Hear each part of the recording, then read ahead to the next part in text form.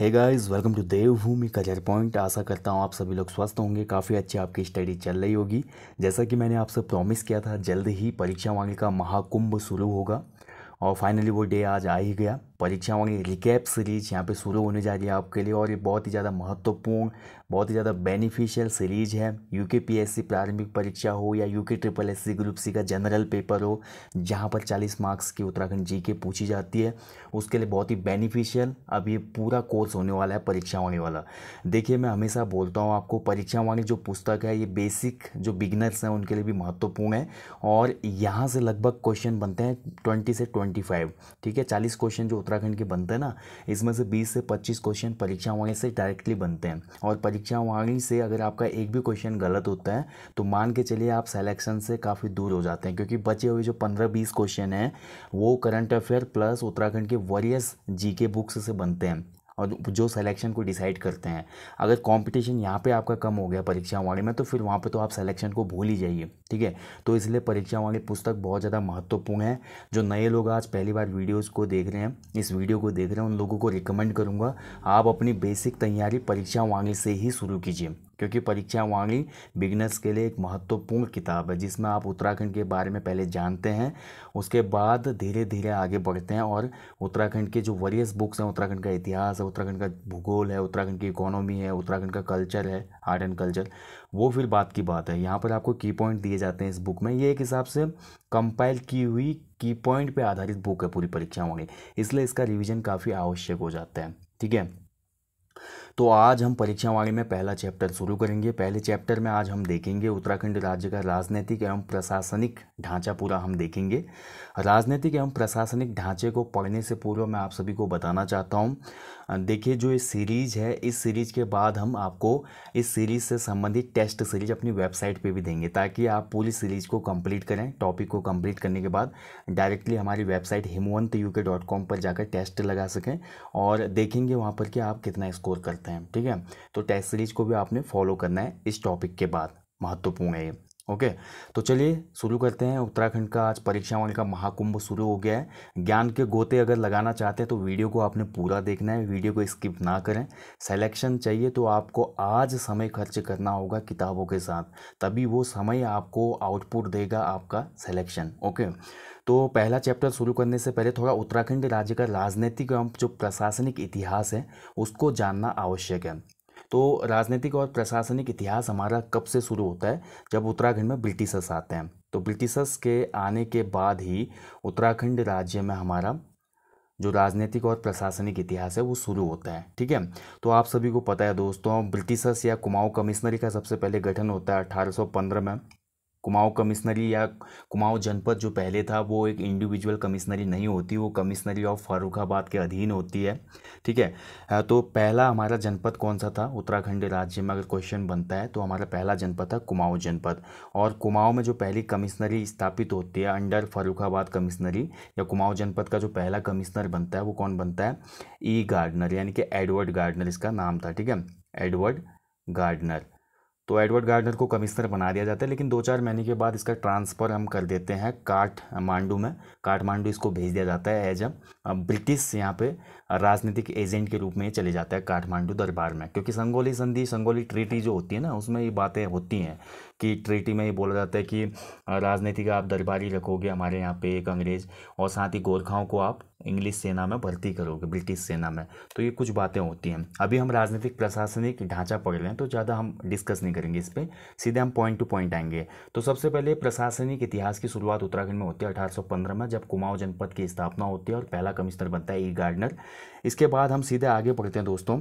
इसके बाद हम देखते हैं कि 1817 के आसपास देहरादून को भी इसमें शामिल कर लिया जाता है। ठीक है, 1817 में देहरादून को जनपद बनाया जाता है, लेकिन शामिल किया जाता है सहारनपुर मंडल में। कहाँ पे? सहारनपुर मंडल में। ठीक है, और सहारनपुर मंडल में शामिल करने के बाद देहरादून को उत्तराखंड में केवल 2 राजनीतिक प्रशासनिक इकाइयाँ थी। एक जगह पे तो हमारा रेगुलेटिंग तरीके से हो रहा था, जैसे कि कुमाऊं जनपद था, दूसरी तरफ हमारा राजतंत्र था, यानी कि मैं बात कर रहा हूँ टिहरी रियासत की, ठीक है। यानी कि 1817 की अगर हम बात करते हैं, देहरादून सहारनपुर मंडल में चले जाते हैं और उत्तराखंड में केवल दो राजनीतिक प्रशासनिक इकाई थी, एक कुमाऊं जनपद, दूसरा हमारा टिहरी रियासत। इसके बाद देखिए 1839 का वर्ष आता है और 1839 में पौड़ी को हमारा क्या कर दिया जाता है, जनपद बना दिया जाता है, ठीक है। तो और इसके अगले ही वर्ष 1840 में ब्रिटिश गढ़वाल का मुख्यालय श्रीनगर से हटाकर पौड़ी लाया जाता है। तो अब पौड़ी गढ़वाल नामक नया जनपद बन गया। अब यानी कि कितने जनपद हो गए, 2 जनपद हो गए, ठीक है। इसके बाद देखिए कुमाऊं मंडल की बात करते हैं। 1854 में कुमाऊं मंडल बना था। यहाँ पे बहुत से कैंडिडेट्स को कन्फ्यूजन होता है। 1854 में कुमाऊं मंडल बना था। कुमाऊं मंडल विकास निगम की बात नहीं हो रही है यहाँ पे केवल कुमाऊं मंडल, यानी कि जो आज हम देखते हैं ना, 2 मंडल हैं उत्तराखंड में, गढ़वाल मंडल और कुमाऊं मंडल। हाल में ही गैरसैंण मंडल की भी बात की गई थी हमारे पूर्व सीएम त्रिवेंद्र सिंह रावत के द्वारा, लेकिन वो खारिज हो गया, फिर वो ठंडे बस्ते में चले गया मामला, ठीक है। लेकिन अभी 2 मंडल हैं और हमारा 1854 में नैनीताल जो था वो कुमाऊं मंडल का मुख्यालय बनाया जाता है, ठीक है। अब हमारे पास कुमाऊं कमिश्नरी में कितने जनपद रहेंगे, 1854 की मैं बात करूं तो 1854 में भी हमारे पास 2 जनपद थे। एक तो हमारा कुमाऊं जनपद था, एंटायर अल्मोड़ा नैनीताल उधम सिंह नगर का कुछ भाग, तराई जनपद अभी अलग है, ठीक है। हम पूरा पढ़ते हैं उत्तराखंड इतिहास कोर्स में वो। और एक पौड़ी गढ़वाल हमारा जनपद हो गया और तीसरी एक इकाई हमारी चल रही थी राजशाही वाली, जिसको हम टिहरी रियासत के नाम से जानते हैं। उससे हमारा कोई मतलब यहाँ पे नहीं होगा अभी। इसके बाद 1891 का वर्ष आता है और एक नया जनपद का गठन हो जाता है 1891 में, जिसका नाम था नैनीताल। तो नैनीताल जनपद कब बना था, नैनीताल 1891 में बना था, ठीक है। तो नैनीताल जैसे ही जनपद बनता है, इसके बाद हमारा देश आज़ाद होता है 1947 में, 1947। तो 1947 तक हमारे उत्तराखंड के जो भौगोलिक क्षेत्र है आज की डेट में, इसमें केवल 3 जनपद थे। कौन कौन से, पौड़ी गढ़वाल, अल्मोड़ा एंड नैनीताल, ठीक है। और इसके अलावा एक हमारा स्वतंत्र राजशाही थी जिसका नाम था टिहरी रियासत। इसके बाद हमारा आता है एक ऐतिहासिक दिन, 1 अगस्त 1949। और 1 अगस्त 1949 को टिहरी रियासत का भारत में विलीनीकरण हो जाता है, यानी कि भारत में विलय हो जाता है टिहरी रियासत का। तो टिहरी भी एक जनपद बन जाता है, यानी कि 1 अगस्त 1949 को हमारे पास अब 4 जनपद हो जाते हैं इस रीजन में, ठीक है। कौन कौन से, टिहरी, पौड़ी, अल्मोड़ा और नैनीताल। और इसके बाद हम बात करते हैं, आगे बढ़ते हैं दोस्तों। तो आगे बढ़ते हैं, फिर हम उत्तर प्रदेश में शामिल हो जाते हैं और 1960 में 3 और नई जनपदों का गठन होता है, ठीक है। कौन कौन से जनपद हैं ये, उत्तरकाशी, चमोली और पिथौरागढ़, ठीक है। 3 नई जनपद बनते हैं 1960 में। और इसके बाद हम आगे बढ़ते हैं और 1969 का वर्ष आता है। 1969 में क्या होता है, एक पृथक मंडल फिर से बन जाता है जिसका नाम है गढ़वाल मंडल। कुमाऊं मंडल कब स्थापित हुआ, तो 1854 में, ध्यान रखेंगे। और गढ़वाल मंडल की बात करेंगे तो 1969 में। कुमाऊं मंडल विकास निगम, गढ़वाल मंडल विकास निगम के बारे में हम बाद में अध्ययन करेंगे जब चैप्टर आएंगे वाले, ठीक है। वो एक अलग स्वायत्त संस्था है देखा जाए तो, कुमाऊं मंडल विकास निगम। और KMVN और GMVN, मंडल से कोई मतलब नहीं है उनका, ठीक है। मंडल हमारा कुमाऊं मंडल 1854 और गढ़वाल मंडल हमारा 1969 में बना, ठीक है। तो अब इसके बाद देखिए हमारा 1975 का वर्ष महत्वपूर्ण हो जाता है। 1975 में क्या होता है कि देहरादून को मेरठ मंडल से हटाकर गढ़वाल मंडल में शामिल कर लिया जाता है। और इसके बाद अगला महत्वपूर्ण जो वर्ष है 1988 का है।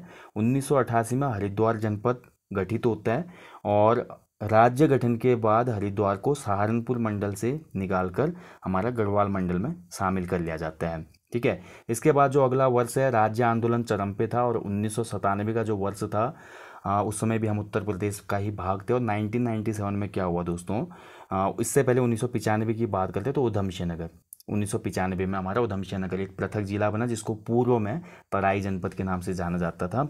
और 1997 में क्या होता है, हमारा 3 और नए जनपद बनते हैं, ठीक है। चंपावत, रुद्रप्रयाग और हमारा तीसरा बागेश्वर, ठीक है। तो बागेश्वर, रुद्रप्रयाग, चंपावत 1997। और इसके बाद हम बात करते हैं हरिद्वार तो 1988, उधम सिंह नगर 1995। देहरादून की बात करते हैं तो मेरठ मंडल से हटाकर गढ़वाल मंडल में आया 1975 में। चमोली, उत्तरकाशी, पिथौरागढ़ 1960 में बने और बाकी हम पहले डिस्कस कर चुके हैं। तो ये तो हमारा एक संक्षिप्त प्रशासनिक इतिहास हो गया उत्तराखंड का, ठीक है। अच्छे से समझ गए होंगे आप। 1815 से लेकर हमने बात कर ली यहाँ पे 1997 तक उत्तराखंड की ये स्थिति रही। इसके बाद आपको पता है हमारे राज्य में पृथक राज्य आंदोलन चल रहा था। हाँ, लाल किले के प्राचीर से हमारा HD देवगौड़ा ने पृथक राज्य की घोषणा कर दी थी। इसके बाद ऐतिहासिक दिन आता है दोस्तों 9 नवंबर 2000 को। तो 9 नवंबर 2000 को क्या हुआ, पृथक उत्तराखंड राज्य अस्तित्व में आ जाता है। हमारा एक अलग राज्य, पर्वतीय राज्य बन जाता है, और यहीं से अब शुरू होता है उत्तराखंड राज्य का प्रशासनिक ढांचा बोल सकते हैं, या राज्य का प्रशासनिक इतिहास। ठीक है, जो वर्तमान स्वरूप है वो हम यहाँ से शुरू कर सकते हैं अब। तो चलिए शुरू करेंगे। अच्छे से समझना है, और यहाँ से क्वेश्चन बहुत से बनते हैं, आपको एक एक पॉइंट अच्छे से समझना है, और कुछ एक्स्ट्रा पॉइंट भी मैं हो सकता है इसमें ऐड करूँगा, तो बनी रहिए टॉपिक में। तो चलिए बात करेंगे। सबसे पहले हम उत्तराखंड के राजनीतिक प्रशासनिक ढांचे की हम बात करते हैं। तो जो उत्तराखंड राज्य था दोस्तों, उत्तराखंड राज्य उत्तर प्रदेश के 13 हिमालयी जिलों को काटकर बनाया गया था। यानी कि उत्तर प्रदेश के जो 13 जनपद थे, जिसमें से 7 गढ़वाल मंडल में थे और 6 जनपद कुमाऊं मंडल में थे, इन सभी को उत्तर प्रदेश से अलग करके एक पृथक पर्वतीय राज्य बनाया गया 9 नवंबर 2000 को। ठीक है, ध्यान रखेंगे कब बनाया गया, 9 नवंबर 2000 को। उत्तराखंड भारतीय गणतंत्र का 27वां राज्य बना। क्वेश्चन बनता है उत्तराखंड कौन से क्रम का राज्य बना था, तो भारतीय गणतंत्र का 27वां राज्य। और हिमालयी राज्यों के क्रम की अगर हम बात करते हैं तो हिमालयी राज्यों में 11वें नंबर का राज्य बना उत्तराखंड। ठीक है, हाँ, पहले इसका नाम जब 9 नवंबर 2000 को हमारा राज्य बना था तो इसका नाम था उत्तरांचल। उत्तरांचल, ठीक है, उत्तरांचल। देखिए, हमारा जब पृथक राज्य आंदोलन चल रहा था ना, तो पृथक राज्य आंदोलन के दौरान हमारे जो पृथक राज्य की मांग थी उसका नाम उत्तराखंड ही था, उत्तराखंड ही था। लेकिन बीजेपी गवर्नमेंट को खंड शब्द कहीं ना कहीं एक अलगाव प्रतीत होता था। खंड का मतलब अलगाव प्रतीत होता था, उनको लगता था एक राज्य ऐसा जो खंड इसमें लगना अच्छा नहीं है।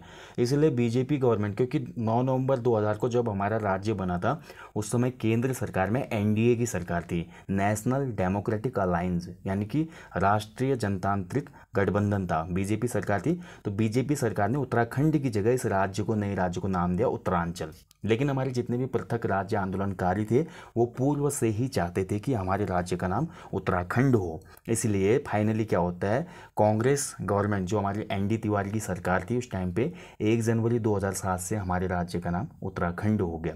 ठीक है, तो ये बहुत महत्वपूर्ण की पॉइंट है, यहाँ पे बहुत से की पॉइंट मिले आपको। सबसे पहले देखिए राज्य का गठन कब हुआ, तो 9 नवंबर 2000 को। भारतीय गणतंत्र का 27वां राज्य, हिमालयी राज्यों के क्रम में 11वां, और 1 जनवरी 2007 से इसका नाम बन गया उत्तराखंड। ठीक है, अब बात करते हैं, देखिए दोस्तों, उत्तराखंड राज्य का जैसे ही गठन होता है, किसी भी राज्य का गठन होता है दोस्तों, तो उसके प्रतीक चिन्ह होते हैं राज्य सरकार के अपने। ठीक है, ऐसे ही उत्तराखंड राज्य के भी अपने प्रतीक चिन्ह हैं, तो उनके बारे में हम बारी बारी से डिस्कस करेंगे। सबसे पहले हम अपने राजकीय चिन्ह की बात करते हैं। तो हमारे स्टेट गवर्नमेंट का जो स्टेट सिंबल है उसको हम देखेंगे दोस्तों। तो यहाँ पर हमारा एक गोलाकार मुद्रा में 3 पर्वत चोटियों की श्रृंखला दी गई है। देखिए, गोलाकार मुद्रा में यहाँ पे आप देख सकते हैं 3 पर्वत चोटियाँ, यहाँ पे 1 2 3, मैंने यहाँ पे इमेज भी ऐड किया आपको अच्छे से समझ में आए। तो 3 पर्वत चोटियों की श्रृंखला है, और उसके नीचे गंगा जी की 4 लहरें हैं। देखिए 1 2 3 4, ये 4 गंगा जी की लहरें हैं, और बीच में स्थित चोटी अन्य चोटियों से ऊंचा है, और उसी के मध्य में अशोक का लाट अंकित किया गया। तो यहाँ पे देख सकते हैं आप, अशोक का लाट है, और अशोक के लाट के नीचे हमेशा लिखा होता है दोस्तों यहाँ पे सत्यमेव जयते। ठीक है, और ये क्वेश्चन जीएस सेक्शन में भी हमेशा बनता है, जो हमारा सत्यमेव जयते है ये कौन से उपनिषद से लिया गया है, तो सत्यमेव जयते को हमने लिया है मुंडोकोपनिषद से। ठीक है, ध्यान रखेंगे कहाँ से लिया है, मुंडोकोपनिषद से। ये तो हमारा राज चिन्ह हो गया। ठीक है, राजकीय चिन्ह आपने देखा होगा हर जगह पे राजकीय चिन्ह मिलेगा आपको। इसके बाद आते हैं दोस्तों, हमारा जो अगला है राजकीय चिन्ह, इसमें आ जाता है राज्य पुष्प, यानी कि जो हमारा स्टेट फ्लावर है वो कौन सा है। तो हमारा स्टेट फ्लावर है दोस्तों ब्रह्म कमल। ठीक है, तो ब्रह्म कमल को एक बार हम देख लेंगे, उसके बाद हम डिस्कस करेंगे। तो ये रही दोस्तों ब्रह्म कमल की इमेज। ये बहुत हाइल्टी एरिया में उगने वाला एक विशेष प्रकार का सौगंधिक पुष्प है। सौगंधिक का मतलब बहुत अच्छी सेंट इससे निकलती है, और जितने भी हमारे प्राचीन ग्रंथ हैं उनमें ये बोला जाता है, ब्रह्म कमल नाम है, नाम से ही विदित हो रहा है, ये देवताओं को अर्पित होने वाला फ्लावर रहा होगा अपने टाइम पे। ठीक है, और इसीलिए दुर्लभ स्थानों पर ही उगता है। अब इससे रिलेटेड जो क्वेश्चन बन सकते हैं एग्जाम में उनके बारे में डिस्कस करेंगे। तो ब्रह्म कमल की इमेज आपके लिए हो गई यहाँ पे कंप्लीट। अब हम बात करते हैं ब्रह्म कमल के बारे में जो महत्वपूर्ण फैक्ट है। सबसे पहले तो देखिए कितनी हाइट पे उगता है। तो ब्रह्म कमल जो है दोस्तों मध्य हिमालय क्षेत्रों में 4800 से लेकर 6000 मीटर की ऊंचाई पर उगता है। ठीक है, 4800 से लेकर 6000 मीटर की ऊंचाई पर। ये किस कुल का पौधा है अगर क्वेश्चन बनता है, तो ये हमारा एस्टेरेसी कुल का पौधा है। कौन से कुल का, एस्टेरेसी कुल का। इसका वैज्ञानिक नाम कई बार पूछा जाता है, तो इसका वैज्ञानिक नाम है, साइंटिफिक नेम सोसोरिया अबवेलिटा, ठीक है, ध्यान रखेंगे, सोसोरियम अबवेलिटा, ठीक है। और उत्तराखंड में दोस्तों इसकी टोटल 24 प्रजातियां पाई जाती हैं, और पूरे विश्व की अगर बात करें तो इसकी 210 प्रजातियां पाई जाती हैं, ठीक है। इसकी जो अन्य प्रजातियों की बात करें उत्तराखंड में भी हमको देखने को मिलती हैं, बहुत सी प्रजातियां हैं, जैसे सोसोरिया ग्रामिनिफोलिया, जिसको फेन कमल कहा जाता है, सोसोरिया लप्पा, सोसोरिया सिमेसोनिया, इसके अलावा सोसोरिया ग्रासोफिफेरा होता है, अभी एक कस्तूरा कमल बोलते हैं उसको। तो बहुत से हमारे जो ब्रह्म कमल है इसकी प्रजातियां हैं, ठीक है, ध्यान रखेंगे। अब ब्रह्म कमल कहाँ कहाँ पाया जाता है उत्तराखंड में, तो उत्तराखंड में फूलों की जो घाटी है चमोली में, केदारनाथ जो हमारा धाम है रुद्रप्रयाग में, और जितने भी हमारे शिवलिंग बेस है, पिंडारी ग्लेशियर है, यहाँ पर ये काफ़ी बहुतायत में पाया जाता है। बहुतायत में मतलब बहुत संख्या में। अब महत्वपूर्ण पॉइंट यहाँ पे ये निकलता है कि स्थानीय भाषा में कौल पद्म किसे कहा जाता है, तो स्थानीय भाषा में ब्रह्म कमल को कौल पद्म कहा जाता है, ठीक है। बहुत ही महत्वपूर्ण इंपॉर्टेंट पॉइंट है, इसको आप नोट करिएगा। और दूसरा महत्वपूर्ण पॉइंट है, देखिए महाभारत का जो वन पर्व है, वन प्रभु हो गया, इसको सही कर लेंगे आप, महाभारत के वन पर्व में हमारा जो ब्रह्म कमल है उसको सौगंधिक पुष्प कहा गया। क्वेश्चन निकल के आ सकता है कि किस ग्रंथ में ब्रह्म कमल को सौगंधिक पुष्प कहा गया है, तो हमारा महाभारत के वन पर्व में, ठीक है। तो जैसा कि मैं बता चुका हूँ प्राचीन समय में देवताओं को अर्पित होता होगा, इसी कारण केदारनाथ में जो भगवान शिव हैं, जो शिव बसते हैं, वहाँ पर आज भी हमारा ब्रह्म कमल ही अर्पित होता है, ठीक है। तो भगवान शिव के लिए स्पेशल माना जाता है ब्रह्म कमल को। अब ब्रह्म कमल के पौधे की बात करते तो ये 70 से 80 सेंटीमीटर ऊंचा होता है पौधा, और इसमें जुलाई से सितंबर तक ही फूल खिलते हैं, ये भी महत्वपूर्ण पॉइंट है। ब्रह्म कमल में फूल उगने का समय है जुलाई से सितंबर का, ठीक है, ध्यान रखेंगे। तो ये ब्रह्म कमल से संबंधित कुछ महत्वपूर्ण पॉइंट हमने डिस्कस कर लिए। इसके बाद हम राज्य प्रतीकों में अगले तरफ बढ़ते हैं, तो अगला है राज्य पक्षी, यानी कि स्टेट बर्ड जो हमारा है। तो स्टेट बर्ड है हमारा दोस्तों हिमालयन मयूर, ठीक है, हिमालयन पिकॉक, इसको हम जानते हैं मोनाल के नाम से। तो मोनाल जो है उत्तराखंड राज्य का राज्य पक्षी है। और मोनाल की मैं बात करूं तो मोनाल हमारा 2500 से लेकर 5000 मीटर तक की ऊंचाई वाले वनों में पाया जाता है। मोनाल जो है, और डाफिया, डाकिया नहीं होगा, डाफिया, ठीक है, डाफिया बोलते हैं। मोनाल और जो डाफिया होता है ना, एक ही प्रजाति के पक्षी हैं, ठीक है, एक ही प्रजाति है ये। लेकिन जो मोनाल होता है वो मादा पक्षी होता है, और डाफिया जो होता है वो नर पक्षी होता है, ठीक है। मोनाल क्या होती है, फीमेल होती है, जबकि डाफिया नर होता है। मोनाल हिमाचल प्रदेश का राज्य पक्षी भी है, राज्य पक्षी था, अभी तो जजुराना है वहाँ का राज्य पक्षी, और नेपाल का राष्ट्रीय पक्षी है, ठीक है। पूर्व में हिमाचल का राज्य पक्षी था हमारा मोनाल। अब मोनाल की बात करते हैं तो मोनाल का जो साइंटिफिक नेम है वो है लोफोफोरस इम्पिजेनस। क्या नाम है, लोफोफोरस इम्पिजेनस, ठीक है, ध्यान रखेंगे। इसकी अन्य प्रजाति भी होती है अभी, जैसे कि इसकी अन्य प्रजातियां हैं स्केलेटरी, ल्यूरी, ल्यूफोफोरेंस, ठीक है, आदि जो है इसकी अन्य प्रजातियां हैं। उत्तराखंड के अलावा देखिए जो कश्मीर है हमारा, और इसके साथ साथ असम है और नेपाल है, यहाँ पर भी हमारा मोनाल पक्षी पाया जाता है, और इसको स्थानीय भाषा में मन्याल या मुनाल के नाम से जाना जाता है, ठीक है। तो अब मोनाल की बात करें तो ये आप देख सकते हैं इमेज में, मोनाल कितना खूबसूरत पक्षी होता है, लेकिन मोनाल का काफ़ी अवैध तरीके से शिकार हो रहा है, जो कि हमारे राज्य के लिए खतरे की घंटी है। काफ़ी लोग मांस और इसकी जो खाल होती है ना, बहुत खाल जो होती है इसकी बहुत ही बेशकीमती होती है, तो इसके लिए इसका शिकार किया जा रहा है, जिससे इनकी संख्या घट रही है। तो कहीं ना कहीं इसके संरक्षण के लिए सरकार को कदम उठाने चाहिए। अब देखिए दोस्तों, मोनाल से रिलेटेड एक क्वेश्चन और बनता है कि मोनाल जो हमारा राज्य पक्षी है इसका प्रिय आहार क्या है, मतलब क्या खाना पसंद करता है। मोनाल हमारा चूंकि राज्य पक्षी है, हमें रिस्पेक्ट करना चाहिए, लेकिन आलू की फसल को ये बेहद नुकसान पहुंचा देता है। जहाँ पे भी आलू की फसल होती है बिल्कुल बर्बाद कर देता है मोनाल उसको, ठीक है। तो आलू इसका प्रिय आहार है, ध्यान रखेंगे, आलू इसका प्रिय आहार है। चलिए, अब हमारा कंप्लीट हो गया यहाँ पे राज्य पक्षी, आगे बढ़ेंगे। तो अगला हमारा है, देखिए राज्य के चिन्हों में, राज्य के जो सिंबल हैं उसमें हमारा आ जाता है दोस्तों राज्य पशु। तो प्रतीक चिन्ह में अगला है राज्य पशु। तो राज्य पशु दोस्तों हमारा बहुत स्पेशल है। उत्तराखंड राज्य का जो राज्य पशु है उसका नाम है कस्तूरी मृग, और कस्तूरी मृग जो है 3600 से 4400 मीटर की ऊंचाई में पाया जाता है। इसका भी काफ़ी अवैध शिकार होता है दोस्तों राज्य में, ठीक है, जिसके कारण इनकी संख्या घट रही है। इनकी संख्याओं को बढ़ाने के लिए गवर्नमेंट के द्वारा बहुत सी योजनाएं चलाई जा रही हैं, जिसमें हम देखते हैं केदारनाथ वन्य जीव विहार, महरुल कस्तूरी मृग अनुसंधान केंद्र, अस्कोट वन्य जीव विहार, और चमोली जनपद में एक इनका प्रजनन एवं संरक्षण केंद्र भी है जिसका नाम है कांचुला खर्क। सभी के बारे में डिस्कस करेंगे। तो उत्तराखंड राज्य का जो हमारा राजकीय पशु है उसका नाम है कस्तूरी मृग। कस्तूरी मृग की अगर हम बात करते हैं दोस्तों, इसका वैज्ञानिक नाम बहुत ही महत्वपूर्ण है। तो इसका वैज्ञानिक नाम है, साइंटिफिक नेम है मास्कस काइसोगास्टर, ठीक है, ध्यान रखेंगे, मास्कस काइसोगास्टर। इसको हिमालयन मस्क डियर के नाम से भी जाना जाता है, ठीक है, हिमालयन मस्क डियर के नाम से भी।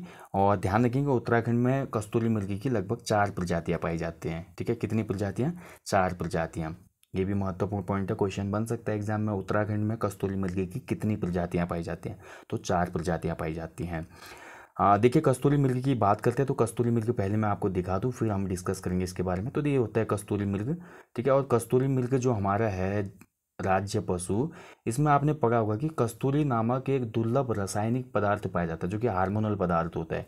ये केवल मेल में मिलता है, ठीक है, नर में मिलता है, मादा में नहीं होता है, नर में होता है, ठीक है। तो ये कस्तूरी मृग है। चलिए अब इससे रिलेटेड महत्वपूर्ण जो की पॉइंट है उनको डिस्कस करते हैं। तो इसका साइंटिफिक नेम हमने देख लिया, मास्कस काइसोगास्टर। अब बात करें, देखिए जो नर मृग होता है, नर मृग में ही हमारा क्या होता है दोस्तों, कस्तूरी पाया जाता है। क्वेश्चन कभी बनेगा एग्जाम में कि जो कस्तूरी नामक पदार्थ होता है वो किस में पाया जाता है, नर या मादा में? तो नर में पाया जाता है। कस्तूरी मृग की दोस्तों जो हमारी सूंघने की शक्ति होती है ना वो बहुत ज़्यादा होती है, सूंघने की, जिसको घ्राण शक्ति बोलते हैं, घ्राण और श्रवण शक्ति बहुत ज़्यादा, सुनने की, थोड़ा भी सुगबुगाहट सरफराहट होगी इसके आसपास तो सुन लेगा, बहुत तेज़ भागेगा फिर। और सूंघने की शक्ति भी बहुत ज़्यादा होती है इसकी, ठीक है, बहुत तेज़ी से ये कुछ भी चीज़ स्मेल कर सकता है। अब बात करते हैं जो कस्तूरी, इसके जो हार्मोनल पदार्थ पाया जाता है नर में, कस्तूरी का जो निर्माण होता है ये नर मृग के जननांग के समीप एक ग्रंथि से स्रावित होता है और नाभि के आसपास इकट्ठा होता है, और इसी का ऑपरेशन करके द्रव के रूप में कस्तूरी प्राप्त किया जाता है। एक जो मेल हमारा मृग होता है ना, उससे 30 से 45 ग्राम तक कस्तूरी एक बार में प्राप्त होती है। कितना? 30 से 45 ग्राम कस्तूरी निकलती है। लेकिन ये 30 से 45 ग्राम कस्तूरी भी बहुत महत्वपूर्ण होती है, और 3-3 साल के अंतराल पे कस्तूरी निकाली जाती है, ठीक है, कस्तूरी मृग से। अब कस्तूरी होता क्या है, देखिए, तो कस्तूरी मैंने आपको बताया कि एक बहुत ही ज़्यादा कॉम्प्लिकेटेड हमारा नेचुरल एक केमिकल होता है, ठीक है, और इसमें बहुत बहुत ही तगड़ी खुशबू होती है, बहुत ही तगड़ी सेंट होती है, और इसके साथ साथ इसका मेडिकल लाइन में भी यूज होता है। लाइक इसके लिए इस कस्तूरी से हमारा दमा की दवाई बनती है, निमोनिया की दवाई बनती है, टाइफाइड, मिर्गी और हृदय रोग जो होते हैं उनसे संबंधित औषधियों में बहुत काम आती है कस्तूरी, ठीक है, इसलिए इसका शिकार होता है। और बहुत से लोगों के मन में भ्रांति भी होती है कस्तूरी के प्रति, मिस यूज करने के लिए भी लोग कस्तूरी का यूज करते हैं, ठीक है, बहुत सी भ्रांतियाँ हमारे इंडियन सोसाइटी में फैली हुई है। तो जैसे कीड़ा जगड़ी की बात करें हम, हिमालयन दुर्लभ क्षेत्रों में कीड़ा जगड़ी जो मिलती है ना, यारसा गंबू जिसको बोलते हैं, यारसा गंबू के बारे में भी काफ़ी भ्रांतियाँ फैली होती हैं। लेकिन उसका जो मेडिकल यूज होता है वो नॉर्मल चीज़ों के लिए होता है, प्रतिरोधक क्षमता बढ़ाने के लिए, अदर चीज़ों के लिए, ठीक है। तो उसी प्रकार से यहाँ पर जो हमारा नॉलेज की कमी की वजह से और स्थानीय लोगों में इस पशु के प्रति इसकी दुर्लभता का एहसास नहीं है, इसलिए इसका ज़्यादा शिकार हो रहा है, ठीक है। अब बात करते हैं, देखिए कस्तूरी मृगों की संख्या बढ़ाने के लिए राज्य सरकार के द्वारा कुछ स्टेप उठाए गए, जिसमें कौन कौन से हैं। सबसे पहले 1972 में देखिए उत्तर प्रदेश सरकार के द्वारा, जब हम यूपी में थे उसी समय हमारा चमोली के केदारनाथ, उस समय चमोली में ही था केदारनाथ, था रुद्रप्रयाग नहीं बना था 1997 में, तो चमोली में था, लेकिन वर्तमान में तो रुद्रप्रयाग में होगा ना। तो केदारनाथ में हमारा केदारनाथ वन्य जीव विहार प्रभाग के अंतर्गत लगभग 967 वर्ग किलोमीटर में कस्तूरी मृग विहार की स्थापना होती है। तो यहाँ पे आपको 2 पॉइंट मिल गए। केदारनाथ वन्य जीव विहार की स्थापना 1972 में, क्योंकि 1972 में आपका वन्य जीव संरक्षण अधिनियम भी आया था, उसी के तहत यहाँ पे कस्तूरी मृग विहार की स्थापना होती है। 1977 में महरुल कस्तूरी मृग अनुसंधान केंद्र की स्थापना की गई। तो महरुल कस्तूरी मृग अनुसंधान केंद्र कब स्थापित किया गया? 1977 में। ये वर्ष बहुत याद रखना आपने जरूरी है, ईयर को याद रखना जरूरी है। अब ये क्वेश्चन आपने हमेशा पढ़ा होगा परीक्षा वाले में कि महरुल कस्तूरी मृग अनुसंधान केंद्र कब बना था? 1977 में। लेकिन सबसे महत्वपूर्ण पॉइंट ये है कि ये कौन से जनपद में स्थित है।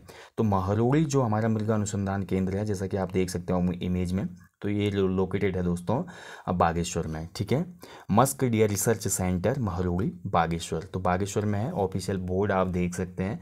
तो कभी क्वेश्चन बनेगा एग्जाम में, कस्तूरी मृग संरक्षण हेतु 1977 में महरौली कस्तूरी मृग की केंद्र की स्थापना हुई। ये किस जनपद में स्थित है? तो बागेश्वर आपका आंसर होना चाहिए। ठीक है, चलिए इसके बाद देखते हैं 1986 में। देखिए पिथौरागढ़ में दोस्तों हमारा एक कस्तूरी मृग अभ्यारण्य की स्थापना की गई। तो महत्वपूर्ण वर्ष है 1986, कई बार पूछा गया है। पिथौरागढ़ जनपद के अस्कोट वन्य जीव अभ्यारण्य की स्थापना। यहाँ पे मिस्टेक है बहुत सी प्रिंटिंग में, तो आप ध्यान से देखते रहिए और अपने नोट्स तैयार करते रहिए। अस्कोट वन्य जीव अभ्यारण्य, ठीक है, कब बना था? 1986। 1982 में चमोली जिले के कांचुला खर्क में, देखिए बहुत महत्वपूर्ण है। तो कस्तूरी मृगों के लिए देखिए जो हमारा प्रजनन केंद्र है, वहाँ पे प्रजनन भी हो और संरक्षण भी हो उनका, इसके लिए कांचुला खर्क एक प्लेस है चमोली जनपद में। ये स्थापित हुआ था 1982 में। ठीक है, तो तीनों वर्ष महत्वपूर्ण है, चारों वर्ष याद रखना है आपने। सबसे पहले केदारनाथ वन्य जीव विहार, जिसके अंतर्गत कस्तूरी मृग के लिए स्पेशली इस्टेबल किया गया 1972। महरौली कस्तूरी मृग अनुसंधान केंद्र 1977। अस्कोट वन्य जीव अभ्यारण्य 1986 और कांचुला खर्क में कस्तूरी मृग प्रजनन एवं संरक्षण केंद्र 1982। ओके, चलिए ये तो हो गया हमारे राज्य पशु। अब बढ़ते हैं आगे। अब डिस्कस करेंगे दोस्तों राज्य वृक्ष के बारे में। ठीक है, जो हमारा स्टेट ट्री है वो कौन सा है? तो हमारा स्टेट ट्री का नाम है दोस्तों बुरांस। बहुत लोगों ने देखा होगा बुरांस का वृक्ष, बहुत अच्छे इसमें फूल खिलते हैं लाल चटक रंग के। ठीक है, तो बुरांस का जो हमारा साइंटिफिक नेम है दोस्तों वो है रोडोडेंड्रोन अर्बोरियम। ध्यान रखेंगे, रोडोडेंड्रोन अर्बोरियम। और ध्यान रखेंगे ये एक कंप्लीट रूप से पर्वतीय वृक्ष है जो कि मैदानी भागों में नहीं उगेगा। अगर हम इसको ले जाएंगे, इसकी नर्सरी से पौधे को ले जाके मैदानी भागों में अगर उगाने की कोशिश करेंगे तो वहाँ के क्लाइमेट में बिल्कुल पौधा होगा ही नहीं। ठीक है, बिल्कुल ग्रोथ नहीं होगी, पौधा खत्म हो जाएगा। केवल पर्वतीय भागों में ही बुरांस का आपको पौधा या वृक्ष देखने को मिलेगा। ठीक है, और 11,000 फुट की ऊंचाई से अगर हम ऊपर जाते हैं ना दोस्तों, तो 11,000 फुट की ऊंचाई से ऊपर बुरांस का जो रंग हो जाता है वो वाइट हो जाता है। नीचे हम देखते हैं जो 1500 से 4,000 मीटर की ऊंचाई के क्षेत्र हैं, वहाँ पे हम देखते हैं बुरांस का जो रंग होता है वो चटक लाल होता है। ठीक है, अब क्वेश्चन ये भी बनता है कभी कभी कि बुरांस का फूल कब खिलता है? तो बुरांस का फूल का जो खिलने का टाइम है दोस्तों हमारा, वो फरवरी मार्च में ही देखने को मिलता है। ठीक है, फरवरी से लेकर मार्च के बीच में बुरांस का फूल खिल जाता है। अब बुरांस हमारा देखिए आप इमेज में देख सकते हैं, यह है बुरांस का वृक्ष है और इसमें जो लाल फूल लगते हैं। 11,000 मीटर के ऊपर, 11,000 फीट से ऊपर अगर हम जाएंगे हाइट पे, एल्टीट्यूड पे, तो वहाँ पर फिर ये लाल फूलों का रंग सफ़ेद हो जाता है। ठीक है, अब बुरांस के मल्टीपल यूज हैं। देखिए दोस्तों, सबसे पहले तो जो फ्लावर आपको दिख रहे हैं, इन फ्लावर्स को इनसे जूस बनाया जाता है, बुरांस के फूलों का जूस बनता है। और ये जूस जो होता है ये हार्ट डिजीज जो होते हैं ना, इनसे संबंधित किसी को प्रॉब्लम है हार्ट डिजीज, तो उसके लिए बहुत ज़्यादा फ़ायदेमंद होता है, बहुत ज़्यादा बेनिफिशियल होता है बुरांस का जूस। इसके अलावा देखिए बुरांस के जो पेड़ों के पत्ते होते हैं वो बहुत ज़्यादा चौड़े पत्ते होते हैं, उन पत्तों को सड़ाकर बहुत ही अच्छी ऑर्गेनिक खाद बनती है। ठीक है, और बुरांस के जो पौधे सूख जाते हैं तो उनसे जलावन की लकड़ी भी प्राप्त हो जाती है। ठीक है, तो ये बुरांस के मल्टीपल यूजेज हैं। लाइक जैसे उत्तराखंड में सोना कहा जाता है ना, बांज वृक्ष को, उत्तराखंड में सोना किसको कहा जाता है? बांज का वृक्ष जो होता है। तो बांज को इसलिए सोना कहा जाता है क्योंकि बांज की भी मल्टीपल यूज हैं। उत्तराखंड में जो बांज वृक्ष होता है पानी का संग्रहण करता है, यहाँ पे आपको पानी का कोई ना कोई सोर्स देखने को मिलेगा। इसके अलावा बांज के वृक्ष से चारा बनता है पशुओं के लिए, जो इसकी कोमल पत्तियाँ होती हैं उसका पशु दोहन करते हैं। इसके अलावा बांज के जो पत्ते होते हैं उनको सड़ाकर खाद बनाई जाती है। और बांज की जो लकड़ियाँ होती हैं सूखी, वो बहुत ही उत्तम कोटि का ईंधन माना जाता है। बांज की जो लकड़ी होती है ना उसके कोयले बहुत अच्छे होते हैं, उसमें बहुत अच्छे से खाना बनता है। ठीक है, तो इसलिए बांज को सोना कहा जाता है उत्तराखंड में। बुरांस वृक्ष की ऊंचाई कितनी होती है? तो औसत ऊंचाई इसकी 20 से 25 फीट होती है। ये भी महत्वपूर्ण पॉइंट है, क्वेश्चन बन सकता है। बुरांस वृक्ष की औसतन ऊंचाई कितनी होती है? तो हमारा 20 से 25 फीट। ठीक है, इसके अलावा देखिए जैसे हमने अभी बात की कस्तूरी मृग को संरक्षित किया गया 1972 वन्य जीव अधिनियम से, वैसे ही बुरांस के अवैध कटान के कारण इसका भी अवैध कटान होता है। 1974 में इसको संरक्षित वृक्ष घोषित किया गया। बहुत महत्वपूर्ण क्वेश्चन बनेगा यहाँ से, बुरांस को संरक्षित वृक्ष कब घोषित किया गया था? तो 1974 में इसको हमारा संरक्षित वृक्ष की लिस्ट में डाला गया है। ठीक है, तो ये तो हो गए दोस्तों हमारे उत्तराखंड राज्य के जो राज्य चिन्ह हैं उनके बारे में, हमने प्रतीक चिन्हों के बारे में डिस्कस किया। अब हम सीधे आएंगे शासन प्रशासन पे। तो शासन प्रशासन की अगर हम बात करते हैं दोस्तों, तो उत्तराखंड राज्य का जो शासन प्रशासन है वो भी भारत के संविधान के अकॉर्डिंग ही चलता है। तो हमारा जो अनुच्छेद 152 से 237 है जिसमें राज्यों का प्रावधान किया गया है, तो इसी के प्रारूप के हिसाब से यहाँ पे संचालित होता है पूरा हमारा शासन प्रशासन। ठीक है, तो हमारे राज्य के भी शासन प्रशासन की बात करें दोस्तों, तो यहाँ पर संसदात्मक प्रणाली लागू है। और राज्य के 3 अंग हैं हमारे, कौन कौन से? कार्यपालिका, तो कार्यपालिका के अंतर्गत आ जाते हैं हमारे राज्यपाल, मंत्रिपरिषद, सचिवालय और महाधिवक्ता। ठीक है। दूसरा हमारा अंग होता है विधानमंडल, तो विधानमंडल के अंतर्गत हमारा आ जाता है राज्यपाल और विधानसभा, क्योंकि हमारे पास केवल लेजिस्लेटिव असेंबली है। ठीक है, यहाँ पे काउंसिल नहीं है। हमारे यहाँ पे विधानमंडल में केवल राज्यपाल विधानसभा होता है, लेकिन कुछ राज्यों में भारत के विधानमंडल के अंतर्गत राज्यपाल, विधानसभा और विधान परिषद भी होती है, काउंसिल भी होती है, लेकिन यहाँ पे काउंसिल नहीं है, उसकी कुछ स्पेशल कंडीशन होती है। तीसरा हमारा आ जाता है न्यायपालिका। न्यायपालिका के अंतर्गत हमारे उच्च और अधीनस्थ जो न्यायालय हैं इनको रखा जाता है। तो सेम लाइक जैसा हमारा संविधान में वर्णित है, उसी आधार पर हमारे राज्य का भी शासन प्रशासन चलता है। तो सबसे पहले हम बात करते हैं कार्यपालिका के बारे में। तो कार्यपालिका का जो प्रमुख होता है वो राज्यपाल होता है। आपको पता है संविधान का जो अनुच्छेद है 153, तो राज्यों के लिए एक राज्याध्यक्ष की व्यवस्था इसमें बोली गई है, जिसको राज्यपाल या गवर्नर के नाम से भी जाना जाता है। ठीक है। तो राज्यपाल की जो नियुक्ति होती है वो कौन करता है? तो राज्यपाल की नियुक्ति राष्ट्रपति के द्वारा होती है और 5 साल के लिए की जाती है। जैसे भारत का राष्ट्रपति देश का पहला नागरिक होता है, वैसे ही राज्यपाल भी राज्य का पहला नागरिक होता है। ठीक है। और ध्यान रखेंगे, राष्ट्रपति के इच्छा पर्यंत हम बात करते हैं पद धारण करता है राज्यपाल, और राष्ट्रपति की जब तक क्रिया उस पर कृपा रहेगी तब तक वो अपने पद पर बना रह सकता है। ठीक है। तो ये महत्वपूर्ण है, ध्यान रखेंगे। और राज्यपाल अपना इस्तीफा किसको देगा, ये भी महत्वपूर्ण है। तो राज्यपाल जो हमारा इस्तीफा है किसको सौंपेंगे? तो ये हमारे राष्ट्रपति को सौंपेंगे। राष्ट्रपति उनको हटा सकते हैं सीधे अपने पद से, और दूसरा उनको नियुक्त भी कर सकते हैं। तो टोटल देखा जाए तो यहाँ पर राष्ट्रपति के हाथ में ही बागडोर रहती है राज्यपाल की। ठीक है। इसके बाद हम देखते हैं कार्यपालिका में मंत्रिपरिषद आ जाती है। तो मंत्रिपरिषद के अंतर्गत हम बात करते थे कि संविधान में इसका वर्णन है 164। तो राज्यपाल सर्वप्रथम मुख्यमंत्री की नियुक्ति करते हैं और उसकी सलाह पर अन्य मंत्रियों की नियुक्ति करते हैं। ठीक है। और शपथ वगैरह भी कौन दिलाता है? राज्यपाल ही दिलाता है किसी भी राज्य में। अब बात करते हैं दोस्तों हमारे उत्तराखंड राज्य में, तो मंत्रिपरिषद की बात करते हैं। तो यहाँ पर मुख्यमंत्री सहित अधिकतम कितने मंत्री हो सकते हैं? 12। ठीक है। मुख्यमंत्री सहित उत्तराखंड राज्य में कितने मंत्री हो सकते हैं? तो 12। ये महत्वपूर्ण पॉइंट है, इसको आप याद रखिएगा। तो मुख्यमंत्री जो होता है दोस्तों, राज्य में देखा जाए तो सबसे बड़ा जनप्रतिनिधि है, और कार्यपालिका का जो वास्तविक प्रधान है वो मुख्यमंत्री होता है। राज्य शासन का कप्तान भी इसको कहा जाता है। ठीक है। तो जैसे देश में प्रधानमंत्री का रोल है, वही राज्य में मुख्यमंत्री का भी रोल है। वर्तमान समय की बात करते तो राज्य के मुख्यमंत्री हैं हमारे पुष्कर सिंह धामी। ठीक है। पुष्कर सिंह धामी उत्तराखंड राज्य के सबसे युवा मुख्यमंत्री हैं, और इनका जो निर्वाचन क्षेत्र है वो खटीमा है, खटीमा से विधायक है, और हाल में ही उत्तराखंड के मुख्यमंत्री के रूप में इन्होंने शपथ ली है। और जैसा कि मैं आपको बता चुका हूँ, इनके साथ 11 और मंत्रियों ने गोपनीयता और पद की शपथ ली है, यानी कि 12 टोटल हो गए ना। तो उत्तराखंड में कैबिनेट में अधिकतम कितने मिनिस्टर हो सकते हैं मुख्यमंत्री सहित? 12। ठीक है। इसके बाद बात करते हैं सचिवालय। तो राज्य में अपना एक सचिवालय होता है दोस्तों। ठीक है। और राज्य में जो सचिवालय होता है वहाँ पे जो सबसे महत्वपूर्ण जो अधिकारी होता है या टॉप लेवल अधिकारी होता है उसको बोलते हैं मुख्य सचिव। ठीक है। चीफ सेक्रेटरी, तो चीफ सेक्रेटरी होता है। और वर्तमान समय में उत्तराखंड राज्य में अभी हाल में ही चीफ सेक्रेटरी को चेंज किया गया है, और उत्तराखंड के नए चीफ सेक्रेटरी बने हैं SS संधू। ठीक है। सुखवीर सिंह संधू बने हैं। महत्वपूर्ण नाम है, याद रखिएगा, अच्छे से एग्जाम में बन सकता है आगामी। तो जो सचिवालय होता है यहाँ पे जो जो हमारा अभी हमने बात की चीफ सेक्रेटरी होता है, ठीक है, मुख्य सचिव होता है, ये एक वरिष्ठ हमारा IAS होता है। ठीक है। इंडियन एडमिनिस्ट्रेटिव सर्विस, जिसकी बहुत लंबी हो जाती है, DM के रूप में, CDO के रूप में, बहुत जगह वरिष्ठ पदों पर काम किया होता है, जॉइंट सेक्रेटरी। तो ऐसे अनुभवी व्यक्ति को ही किसी राज्य का चीफ सेक्रेटरी बनाया जाता है। ठीक है। क्योंकि सबसे महत्वपूर्ण, और देखा जाए अगर हम राज्यपाल को अगर हटा दें, राज्यपाल जो हमारी है ये अपॉइंटेड पोस्ट है, अपॉइंटेड पोस्ट हुई ना, उसको राष्ट्रपति नियुक्त कर रहा है। लेकिन अगर हम ब्यूरोक्रेसी में अगर देखें, ब्यूरोक्रेसी के अंतर्गत हम देखते हैं जो हमारी सबसे टॉप मोस्ट पोस्ट होती है भारत में, वो कैबिनेट सेक्रेटरी होता है, और राज्यों में वो चीफ सेक्रेटरी होते हैं। ठीक है। तो ये सचिवालय हो गया दोस्तों। इसके बाद देखिए हमारे कार्यकारी विभाग होते हैं, जिनको निदेशालय के नाम में भी जाना जाता है। तो एक शासन सचिव के अंतर्गत हमारे अलग अलग शासन सचिव होते हैं, जैसे कि हमारा गृह सचिव होता है। इसके अलावा देखिए हमारे अलग अलग सचिव होते हैं, आंतरिक मामले, जो हमारे सेंट्रल गवर्नमेंट से संबंधित मामले होते हैं। तो अलग अलग जगहों पर हम देखते हैं अलग अलग सचिव नियुक्ति किए जाते हैं। ठीक है। और मंडल हैं राज्य में, 2 प्रशासनिक इकाई हमारे उत्तराखंड राज्य में। ठीक है। 2 मंडल हैं, एक कुमाऊं मंडल, एक गढ़वाल मंडल।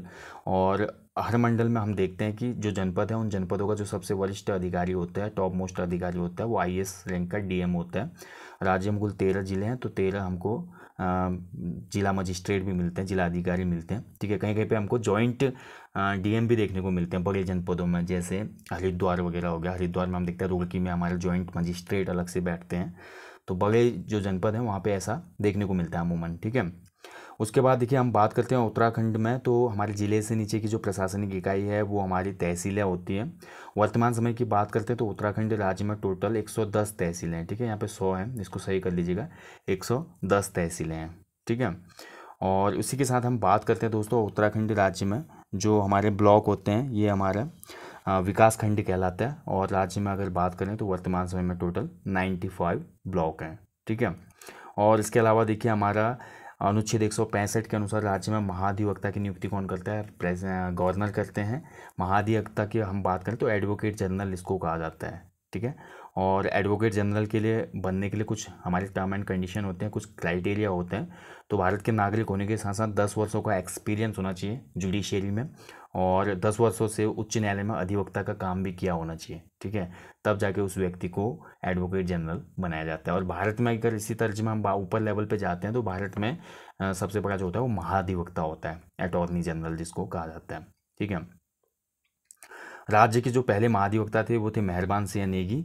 और वर्तमान समय में राज्य के महाधिवक्ता कौन है ये आप लोग कमेंट करेंगे। ठीक है, कुछ आप भी काम कीजिए, तभी हमें अच्छा लगेगा, मोटिवेशन रहेगा। ठीक है, तो वर्तमान समय में राज्य के महाधिवक्ता कौन है आप कमेंट करेंगे। इसके बाद हम बात करते हैं विधानमंडल की। ठीक है, विधानमंडल में हमने अभी बात की उत्तराखंड राज्य में जो विधानमंडल बनता है 2 लोगों से बनता है, एक तो हमारा विधान सभा हो गई, दूसरा हमारा राज्यपाल हो गया। ठीक है, और कुछ राज्यों में हमारा 3 अंग देखने को मिलते हैं, राज्यपाल, विधानसभा और विधान परिषद। तो यहाँ पर केवल विधानमंडल के अंतर्गत विधानसभा आती है हमारी।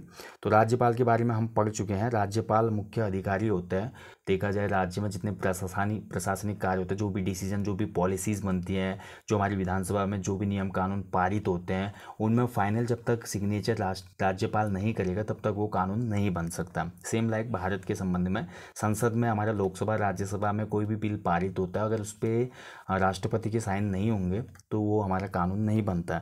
तो ऐसे ही राज्य का भी सीन है। ठीक है, राज्यपाल का भी इसलिए महत्वपूर्ण एक रोल होता है राज्य विधानसभा में बोला या पूरे राज्य प्रशासन में। ठीक है, अब सीधे हम आ जाते हैं उत्तराखंड राज्य की विधानसभा में। तो उत्तराखंड राज्य की विधानसभा का जो गठन है संविधान के अनुच्छेद 170 के तहत किया जाता है दोस्तों, विधानसभा का गठन। और विधानसभा में आपको पता है दोस्तों, किसी भी राज्य की विधानसभा में अधिकतम सदस्य हो सकते हैं 500, यानी कि 500 से ज़्यादा सीटें नहीं हो सकती, और न्यूनतम 60। ठीक है, मतलब हमारा संविधान जो है, संविधान के अनुच्छेद 170 के अंतर्गत ये बोला गया है कि किसी भी राज्य में विधानसभा की जो सीटें हैं अधिकतम 500 हो सकती हैं और न्यूनतम हमारी 60, इससे कम नहीं हो सकती, इससे ज़्यादा नहीं हो सकती। उत्तराखंड राज्य की बात करते हैं तो उत्तराखंड राज्य में दोस्तों 70 सीटें हैं विधानसभा की। ठीक है, ध्यान रखेंगे कितनी सीटें हैं, 70 सीटें हैं। और ध्यान रखेंगे दोस्तों अनुच्छेद 173 में विधानसभा की सदस्यता के लिए योग्यताएं निर्धारित की गई, ये भी महत्वपूर्ण है। ऐसे ही क्वेश्चन बनते हैं कि किस अनुच्छेद में विधानसभा की सदस्यता के लिए निर्धारित योग्यताएं हैं, यानी कि किसी को विधानसभा का चुनाव लड़ना है, विधानसभा का सदस्य बनना है, तो उसके अंदर उसके लिए क्या क्या योग्यताएं होनी चाहिए। ठीक है, वो भारत का नागरिक होना चाहिए, 25 वर्ष की आयु पूरी होनी चाहिए। ठीक है, ध्यान रखेंगे विधानसभा सदस्य बनने के यानी कि एमएलए बनने के लिए, मेंबर ऑफ लेजिस्लेटिव असेंबली में जाने के लिए 25 साल न्यूनतम एज होनी चाहिए। ठीक है, ध्यान रखेंगे विधानसभा का जो कार्यकाल होता है दोस्तों वो 5 वर्षों के लिए होता है। और राष्ट्रीय आपातकाल में इसको राष्ट्रीय आपातकाल अगर होता है, हमारा नेशनल इमरजेंसी होती है, तो 1 वर्ष के लिए इस अवधि को बढ़ाया जा सकता है। ठीक है, और लेकिन आपातकाल समाप्त होने के 6 महीने से अधिक समय बाद जारी नहीं हो सकती है, चुनाव करवाने ही होंगे। ठीक है, तो ये कुछ टर्म एंड कंडीशन है जो हम पॉलिटी में पढ़ते हैं, ये हम यहाँ पे ज़्यादा डिस्कस नहीं करेंगे क्योंकि हम उत्तराखंड परीक्षा वाणी का रिवीजन कर रहे हैं। अब हम बात करते हैं दोस्तों उत्तराखंड या किसी भी राज्य की विधानसभा में गणपूर्ति के लिए 1/10 सदस्यों की उपस्थिति अनिवार्य है। ठीक है, यानी कि उत्तराखंड राज्य की अगर हम बात करें तो 70 सदस्य, अगर 1/10 हम 70 का करते हैं तो 7 ही सदस्य होते हैं। लेकिन यहाँ पे एक बोला जा रहा है कि किसी भी हालत में संख्या 10 से कम नहीं होनी चाहिए। तो 7 में काम नहीं चलेगा भैया, कम से कम 10 मेंबर होने चाहिए, तब जाके विधानसभा की बैठक शुरू होगी। ठीक है, तो ये हमारा महत्वपूर्ण है। और विधानसभा की जो बैठक है सत्र 2 साल कम से कम 2 बार होनी चाहिए साल में कम से कम, ये जरूरी है। ठीक है, और 6 माह का अधिक अंतराल नहीं होने चाहिए दोनों के बीच में। ठीक है। अब संविधान का जो अनुच्छेद है 178, इसके अनुसार विधानसभा के सदस्य अपने में से एक सदस्य को अध्यक्ष और एक को उपाध्यक्ष चुनते हैं। तो ऐसा ही सेम है उत्तराखंड में भी 178 अनुच्छेद के अनुसार उत्तराखंड की बात करें तो यहाँ पर भी विधानसभा अध्यक्ष है। वर्तमान समय में अगर हम बात करते हैं विधानसभा अध्यक्ष हमारे प्रेमचंद अग्रवाल, ठीक है, कौन है, प्रेमचंद अग्रवाल। और उपाध्यक्ष की हम बात करते हैं तो ये है रघुनाथ सिंह, ठीक है, रघुनाथ सिंह। इसके बाद हम बात करते हैं दोस्तों उत्तराखंड राज्य में जो हमारा विधानसभा है इनका थोड़ा इतिहास देखेंगे हम, ठीक है। तो विधानसभा सदस्यों की संख्या की बात करेंगे यहाँ पे। जैसा कि मैं आपको बता चुका हूँ वर्तमान समय में उत्तराखंड राज्य में विधानसभा जो सीटें हैं या सदस्यों की संख्या वो 70 है। और एक सीट हमारी मनोनीत होती है जिसमें एंग्लो इंडियन को तरजीह दी जाती है। और एंग्लो इंडियन जो हमारे वर्तमान विधायक हैं वो हैं GIG मान, ठीक है। अब बात करते हैं जब उत्तराखंड राज्य का गठन हुआ था तो उस समय हमारा अंतरिम विधानसभा चुनी गई थी, क्योंकि उत्तराखंड राज्य में पहले ही बता चुका हूँ आपको उत्तराखंड राज्य कब बना था। तो उत्तराखंड राज्य बना था 9 नवंबर 2000 को। तो 9 नवंबर 2000 की अगर हम बात करते हैं तो उस समय केंद्र सरकार में NDA की सरकार थी, नेशनल डेमोक्रेटिक अलायंस, यानी कि अटल बिहारी वाजपेयी उसमें प्रधानमंत्री थे, BJP की गठबंधन वाली सरकार थी, ठीक है। तो इसीलिए उत्तराखंड राज्य में भी क्या हुआ, BJP की ही सरकार बनी, उसमें अंतरिम जो विधानसभा बनी उसमें BJP की ही सरकार बनी। यहाँ से एक क्वेश्चन बन चुका है। तो गठन से पूर्व अगर जब उत्तराखंड नहीं बना था उससे पूर्व राज्य में विधानसभा की 22 सीटें थी। क्वेश्चन बन सकता है उत्तर प्रदेश से अलग होने से पहले या उत्तर प्रदेश से विभाजन से पहले पूर्व उत्तराखंड में विधानसभा की कितनी सीटें थी। तो विधानसभा की 22 सीटें थी, विधान परिषद की 9 सीटें थी, क्योंकि उत्तर प्रदेश में आज भी हमारा लेजिस्लेटिव काउंसिल है, यानी कि विधान परिषद भी है वहाँ पे, ठीक है। तो 9 सदस्य हमारे विधान परिषद के थे, यानी कि टोटल 31 उत्तराखंड से उसमें चुने जाते थे, ठीक है। तो अगर हम बात करते हैं अंतरिम विधानसभा की, तो अंतरिम विधानसभा में क्या हुआ दोस्तों, जो हमारे विधान परिषद का 9 सदस्य थे इनमें से एक सदस्य का कार्यकाल खत्म हो गया था, यानी कि अब टोटल कितने बचे, 22 और 8 यानी कि 30। और यहाँ से क्वेश्चन बन चुका है पूर्व किसी एग्जाम में, जब उत्तराखंड राज्य बना तो अंतरिम जो सरकार बनी उसमें कुल कितने विधायक थे। तो कुल कितने विधायक थे, उसमें 30 विधायक थे, ठीक है। बात करते हैं दोस्तों हमारा सबसे पहले देखिए जब राज्य गठन हुआ ना तो 5 नवंबर 2001 को पहला परिसीमन हुआ। परिसीमन मतलब एरिया और आबादी के हिसाब से सीटों का निर्धारण कहलाता है। तो पहला जो परिसीमन हुआ उसके बाद विधानसभा सीटें 70 हुई थी। फरवरी 2008 में पुनः क्या हुआ, परिसीमन हुआ था, ठीक है। और राज्य विधानसभा में 70 सीटें हैं और 70 सीटों में से हमारी 15 सीटें जो है रिजर्व हैं। 15 सीटें रिजर्व हैं, कौन कौन सी, 13 तो हमारी SC के लिए हैं, शेड्यूल कास्ट के लिए, अनुसूचित जाति के लिए, और 2 सीटें हमारी अनुसूचित जनजाति के लिए हैं, ठीक है। तो अनुसूचित जनजाति के लिए हमारी 2 सीटें हैं, एक देहरादून में पड़ती है चक्राता में और एक हमारी उधमसिंह नगर में, ठीक है। 2 सीटें हमारी महत्वपूर्ण है, याद रखिएगा इसको, 2 सीटें हमारी किसके लिए, जनजाति के लिए आरक्षित है, ठीक है। अब हम सीधे अंतरिम विधानसभा में आते हैं। तो अंतरिम विधानसभा में हमने देखा दोस्तों क्या बात की मैंने अभी, 22 सदस्य हमारे विधानसभा से थे, 9 सदस्य हमारे विधान परिषद से थे, 31 विधायकों की व्यवस्था की गई थी। लेकिन इसमें से क्या हुआ, विधानसभा गठन से ठीक पहले 9 में से 1 का कार्यकाल समाप्त हो गया और विधान परिषद के सदस्यों की संख्या 8 रह गई थी। इसलिए अंतरिम विधानसभा का गठन 30 विधायकों के साथ किया गया, ठीक है। 30 विधायकों के साथ हमारी अंतरिम विधानसभा गठित हुई और भाजपा का बहुमत होने के कारण 9 नवंबर 2000 को उसी के नेतृत्व में अंतरिम सरकार का गठन होता है और हमारे राज्य के पहले राज्यपाल बनते हैं सुरजीत सिंह बरनाला, यहाँ पर इमेज में आप देख सकते हैं। और हमारे राज्य के पहले मुख्यमंत्री बनते हैं नित्यानंद स्वामी, ठीक है। नित्यानंद स्वामी राज्य के प्रथम मुख्यमंत्री हैं, ध्यान रखेंगे। और अन्य जो अंतरिम मंत्रिपरिषद बनती है उसमें मुख्यमंत्री सहित 9 कैबिनेट मंत्री बनते हैं और 4 राज्य मंत्री बनते हैं, ठीक है। तो ध्यान रखेंगे, बहुत महत्वपूर्ण है, अच्छे से इसको याद रखिएगा दोस्तों। इसके बाद देखिए नित्यानंद स्वामी त्यागपत्र दे देते हैं इसमें और इसके बाद हमारे कुछ दिनों के लिए मुख्यमंत्री बनते हैं भगत सिंह कोश्यारी। अंतरिम सरकार के दूसरे मुख्यमंत्री कौन थे, अगर कभी क्वेश्चन बनेगा तो अंतरिम सरकार में दूसरे मुख्यमंत्री बने थे भगत सिंह कोश्यारी। और अंतरिम विधानसभा के जो पहले अध्यक्ष बनाए गए थे वो कौन थे, प्रकाश पंत, स्वर्गीय प्रकाश पंत, जो कि पिथौरागढ़ जनपद से विधायक थे, वित्त मंत्री थे और वित्त मंत्री पद पे ही इनकी 2019 में मृत्यु हो गई थी, ठीक है। और हमारी विधानसभा का जो पहला सत्र शुरू हुआ था, सेशन शुरू हुआ था, वो 9 जनवरी 2001 से हुआ था उत्तराखंड का, ये महत्वपूर्ण है। इसके अलावा देखिए अभी यहाँ पे इसमें प्रिंट नहीं किया गया लेकिन अन्य विधानसभा अब हम बात करते हैं। तो प्रथम निर्वाचित विधानसभा बनी हमारी, ठीक है, थोड़ा उसको डिस्कस करना आवश्यक है। तो प्रथम निर्वाचित विधानसभा हमारी 2 राज्यों में पहले चुनाव हुए थे, वो 14 फरवरी 2002 को हुए थे, 14 फरवरी 2002 को उत्तराखंड राज्य में पहले आम चुनाव हुए दोस्तों। और इस आम चुनाव में हम बात करते हैं, कांग्रेस को 36 सीटें मिलती हैं, भाजपा को 19 सीटें मिलती हैं, बहुजन समाज पार्टी को 7 सीटें मिलती हैं, यूकेडी को 4 सीटें और हमारी राष्ट्रीय कांग्रेस पार्टी को 1 सीटें मिलती है और 3 सीटें हमारे इंडिविजुअल कैंडिडेट यानी कि निर्दलीय सीटें जाती हैं। ठीक है। इसके बाद देखिए दोस्तों 2 मार्च 2002 महत्वपूर्ण तिथि है। 2 मार्च 2002 को हमारे पहले निर्वाचित मुख्यमंत्री चुने जाते हैं। 2 मार्च 2002 जिनका नाम था नारायण दत्त तिवारी। तो नारायण दत्त तिवारी पहले निर्वाचित मुख्यमंत्री थे उत्तराखंड राज्य के और रामनगर विधानसभा सीट से विधायक चुन लिए गए थे वो। ठीक है। और जो हमारी पहली विधानसभा थी, इसके जो अध्यक्ष थे वो कौन थे? यशपाल आर्य। क्वेश्चन बनेगा उत्तराखंड राज्य की जो पहली निर्वाचित विधानसभा थी उसके अध्यक्ष कौन थे? विधानसभा अध्यक्ष, तो विधानसभा अध्यक्ष थे हमारे यशपाल आर्य। ठीक है। तो हमारे एनडी तिवारी एकमात्र ऐसे मुख्यमंत्री हुए दोस्तों, नारायण दत्त तिवारी एकमात्र मुख्यमंत्री हैं उत्तराखंड के जिन्होंने अपना 5 साल का कार्यकाल कंप्लीट किया, ये भी याद रखेंगे। और ये प्रथम निर्वाचित विधानसभा थी। इसके बाद दोस्तों हमारी द्वितीय निर्वाचित विधानसभा आती है और राज्य में जो दूसरी विधानसभा के लिए चुनाव होते हैं वो 21 फरवरी 2007 को होते हैं। ठीक है, 21 फरवरी 2007 को। और इन चुनाव में क्या होता है, किसी को भी प्रत्यक्ष बहुमत नहीं मिल पाता दोस्तों। ठीक है, भाजपा को 36 सीटें मिलती हैं, कांग्रेस को 20 सीटें मिलती हैं, बीएसपी को 8, यूकेडी को 3, निर्दलीय भी 3 होती हैं दोस्तों। और मतलब हमारा जो है बहुमत 36 का आंकड़ा होता है 70 में से। ठीक है, भाजपा को 36 सीटें मिल जाती हैं इसमें। तो हमारे भाजपा के इसमें लीडर बनते हैं, तो नेता पक्ष बनते हैं हमारे कौन? भुवन चंद्र खंडूरी। ठीक है, तो भुवन चंद्र खंडूरी हमारे मुख्यमंत्री पद की शपथ लेते हैं दोस्तों। दूसरे निर्वाचित मुख्यमंत्री थे राज्य के। और इस दूसरी निर्वाचित विधानसभा के जो विधानसभा अध्यक्ष थे वो हरवंश कपूर थे। ठीक है, इसके बाद खंडूरी जी इस्तीफा दे देते हैं 2009 में और 2009 में ही रमेश पोखरियाल निशंक हमारे मुख्यमंत्री बनते हैं उत्तराखंड राज्य के। वो भी केवल 2 साल 2 माह तक ही रहते हैं और उसके बाद फिर से खंडूरी जी मुख्यमंत्री बनते हैं। और मार्च 2012 जब तक कि तृतीय निर्वाचित विधानसभा नहीं आती है तब तक वो हमारे मुख्यमंत्री पद पे बने रहते हैं।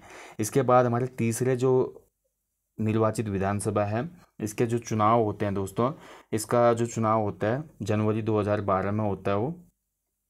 ठीक है, और इसमें भाजपा को 31 सीटें मिलती हैं, कांग्रेस को 32 सीटें मिलती हैं, यानी कि किसी भी पार्टी को प्रत्यक्ष बहुमत नहीं मिल पाता।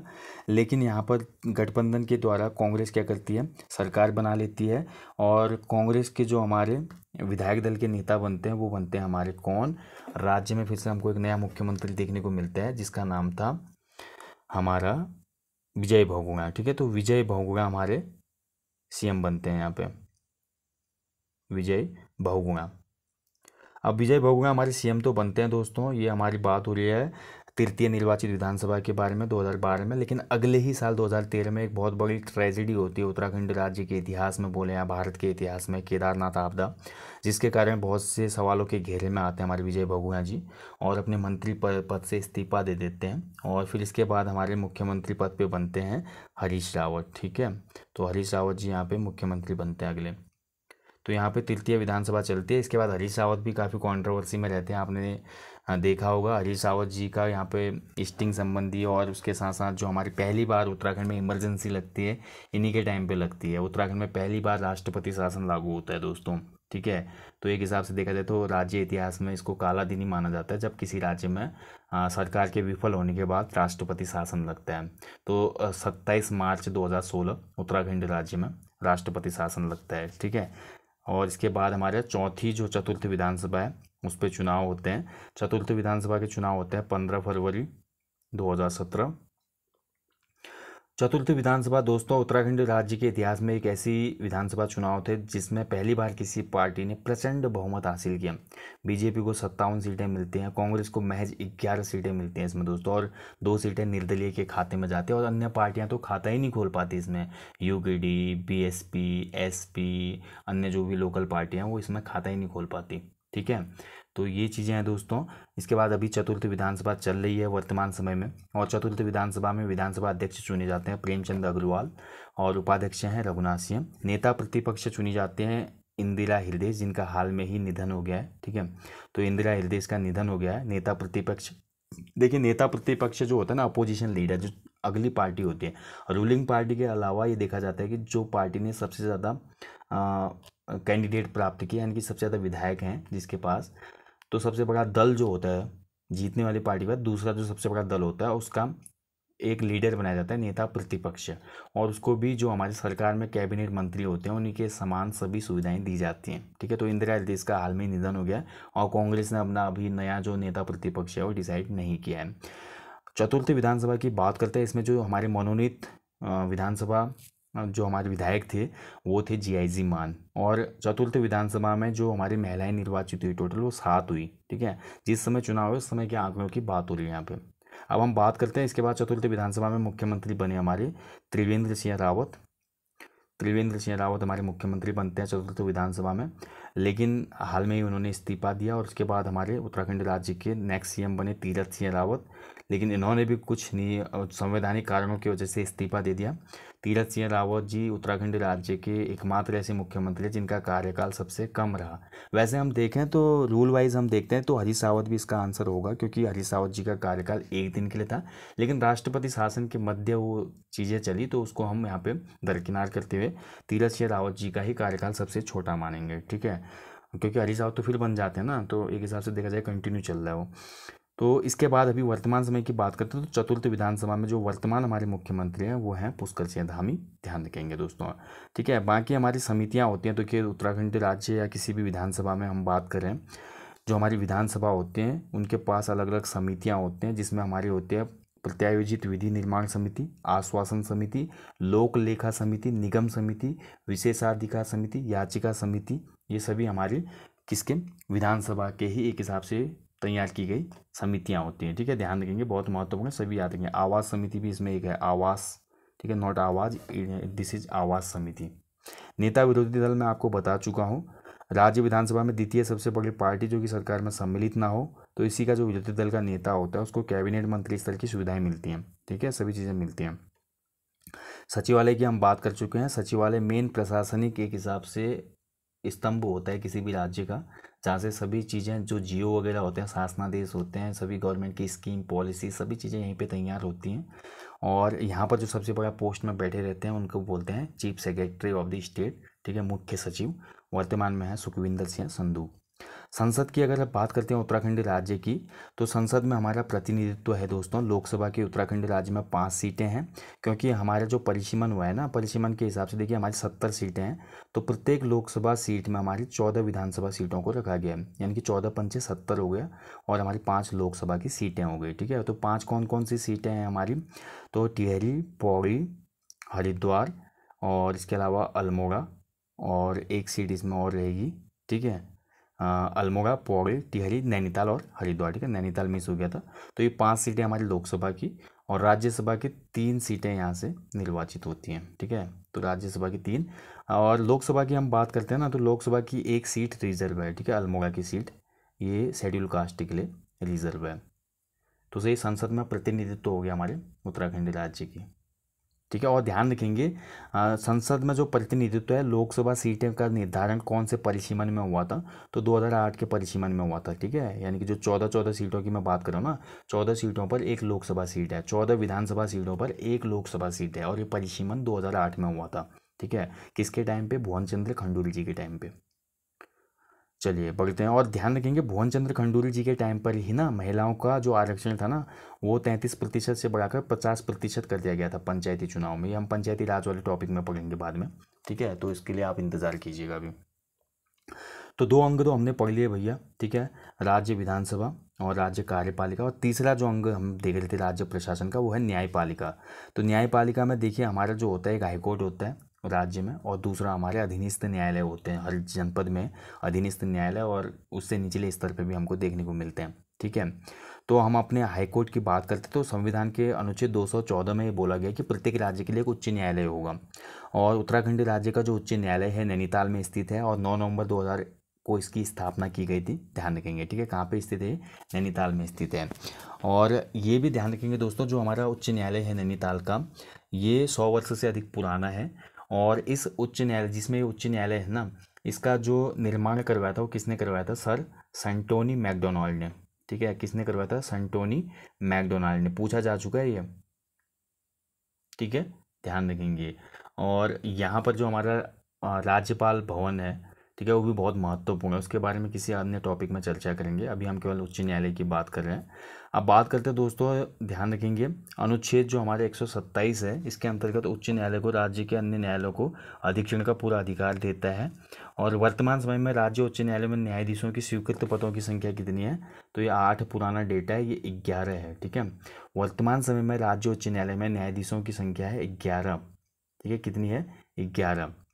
अब बात करते हैं दोस्तों, प्रदेश के पंचायती राज कानून के अंतर्गत न्याय पंचायतों का भी गठन है बहुत सी जगहों पे, न्याय पंचायत भी हम देखते हैं। और जो कुछ मामलों में 500 रुपये तक के जो मामले होते हैं ना, इसकी सुनवाई का अधिकार होता है। इसके लिए कोर्ट जाने की ज़रूरत नहीं है। यानी कि अगर दो लोगों में कुछ मतभेद हो गए, 500 रुपये का फ्रॉड हो गया, इससे कम की राशि का फ्रॉड हो रहा है, तो इतने मामलों तक की सुनवाई न्याय पंचायत में ही की जा सकती है। इसके लिए कोर्ट में अधीनस्थ न्यायालय में जाने की कोई आवश्यकता नहीं होती। ठीक है, बात करें लोकायुक्त की, तो लोकायुक्त के लिए भी उत्तराखंड राज्य यहाँ पे हमारा एक विधेयक था वो पारित किया गया था 1 नवंबर 2011 को। ठीक है, ध्यान रखेंगे।